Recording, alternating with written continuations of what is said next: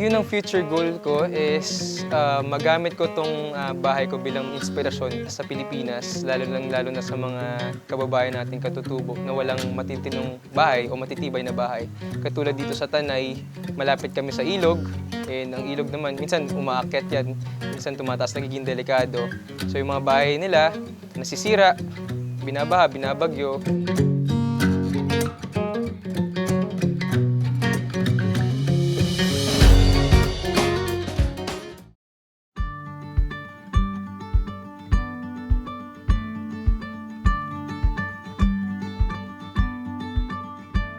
Greenhouse is isang structure na tinitira ng tao. But a home is talagang yung mauuwian mo ng komportable ka at masasabi mong nandito yung pamilya mo and safe ka. So kahit maliit, kahit ganito lang siya ka-simple, you can call it a home.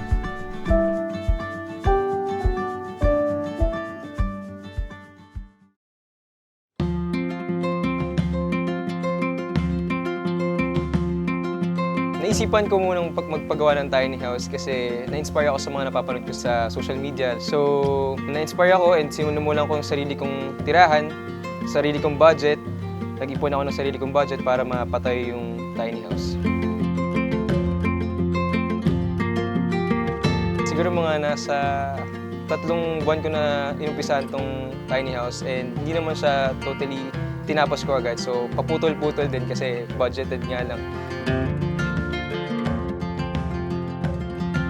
Estimate ko dito sa pagpapatayo ng tiny house ay siguro mga more or less 80 to 100,000. Yung interior design. Yung container van kasi nakuha ko siya ng libre dahil binigay nga sa akin ng isang kaibigan. Nung dumating kasi siya dito, talagang bulok-bulok siya, sira-sira, may mga butas, kalawang. Kasi galing siya sa isang lumang office. At then nakita ko na pwede pang maayos. Sinimulan naming ayusin yung labas. Ginawa namin ng takip yung mga butas, pinunturahan ko ng maayos, and then pinatibay ko siya. Dinrowing ko to eh. Yung una talagang dinrowing ko anong gusto kong maging itsura ng bahay ko. And then yun sa isang informal na drawing, nabuo ko yung design.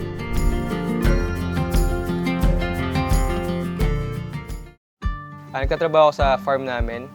Nag full time ako, medyo malayo sa aming bahay. Wala akong matirang bahay dito. Nakita ko opportunity. Yun nga, may tiny house ako nakita. Ito yung mga basura na nilang mga paleta. So, nung dumating dito yan, mga puro pako na siya. And ayun, tinanggal na lang namin, ginawa akong coffee deck. So, ito naman yung pinaka-body ng aking bahay. So, mapansin nyo, talagang bakal siya. Galing siya talaga sa container van talaga siya. And ayun, nilagyan lang namin siya ng mga fiber. Dahil may mapansin nyo, may mga konting mga butas na. So ayan, nagpatibay yung fiber. Ayan.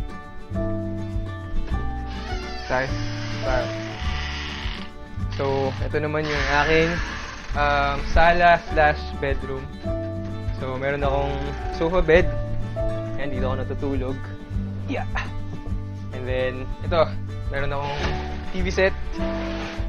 Saka, itong recycled material na to ay galing sa isang lumang kahoy. Ginawa ko lang siya ng wall bracket. Tapos onting linis lang, pwede na siyang magamit. Very rustic yung itsura niya. Ayun. Ito naman, dahil nga yung wall na to ay medyo sira-sira na. Kung mapansin nyo, medyo lubog. Kaya nilagyan ko siya ng tawag dito ay parang sticker foam wallpaper. So ito rin, para hindi rin siya sobrang init dahil container van nga ito, madaling maka-absorb ng init. So ginamit ko rin siya as parang protection sa init. Ito yung ceiling ko. Nilagyan ko lang siya kinulayan ko lang siya. Parang magmukhang kahoy na kahoy. And then, ayan, nilagay itong ilaw. Ayan. So ito yung mga designs. Ito yung mga binili ko lang sa hardware pang design. Ito naman, itong curtain rod, nakita nyo, gawa siya galing siya sa isang bamboo. So, hindi na ako gumastos ng mahal para bumili ng curtain rod. Kasi, ayun, very stylish naman din sa pwede na magamit. Ayan. Natural na natural. Ayun, at syempre kung may sala, meron din tayong dining area. So, ito rin, isa rin galing sa recycled na kahoy. So, dito ako kumakain, dito na rin ako nag-aaral, dito ako nagbabasa ng libro. And ito, bigyan ko rin siya ng stante para sa mga plants and sa mga libro. And tapos, dito naman tayo sa pinakalababo dahil wala nga akong CR, medyo malaki yung nagawa naming kitchen. So, kulang na lang ang mga kagamitan para pa magluto. Ito yung floor. I think tawag dito ay wood plank. Kung nabibili sa mga hardware. Para siyang puzzle lang na kinakabit. And then, ito naman yung aking view. Masarap umakyat dito lalo na pag umaga kasi makikita mo pa yung fog. And pag nandoon ka sa tuktok ng bundok, meron ding sea of clouds. So, makikita ko rin yung mga nagtatrabaho naming farmers dito. So, trabaho kasi nagsusupervise din ako ng mga farmers namin. So, ayun, napakagandang view nitong area na to. Pero bala ko rin sana siyang gawin na roof garden. So, papagandahin ko pa tong area na to. In 3 months, natapos na tong tiny house. And yung lapad niya ay nasa 2 meters and 23 centimeters. And yung haba naman niya ay 5 meters and 60 centimeters. Pinaka-favorite na part ng bike ko, ito siguro yung sala. Kasi dito kami nagbabanding ng mga kasama ko dito sa bahay. Tulad din ng mga ordinaryong pamilya, nagkaroon din kami ng mga challenges, problema, and dati nangungupahan lang kami sa isang bahay sa QC. And yung tatay ko isa isang salesman, so hindi rin permanente yung trabaho niya. Wala pa siyang maayos sa trabaho nun. Hanggang sa dumating sa point nga na yung tinitira namin ay hindi na talaga namin kayang bayaran. And one night narinig ko yung parents ko na nagtatalo about paano mabayaran yung bahay. Siguro nag-start sa akin bumalik yung mga story na yun nung sinisimulan ko tong bahay na to.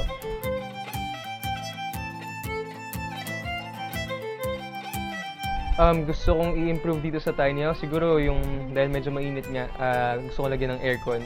So nilagyan ko na rin siya ng aircon. So soon, na makapag-ipon ako magkaroon ng aircon para medyo mas presko talaga. Nung una, medyo challenging kasi siyempre, alam mo yung mga parents, minsan hindi mo agad makukuha yung suporta nila.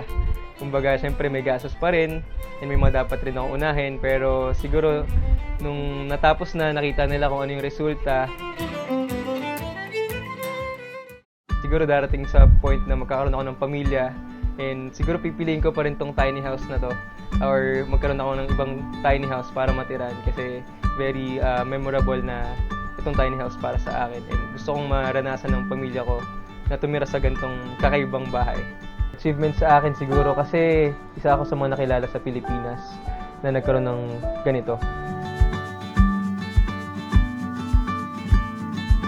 Sobrang hindi ko inisip na makilala dito sa tiny house. Gusto ko lang talaga ma-share yung idea, lalo na yan sa mga kabataan na kaya nilang mag-ipon.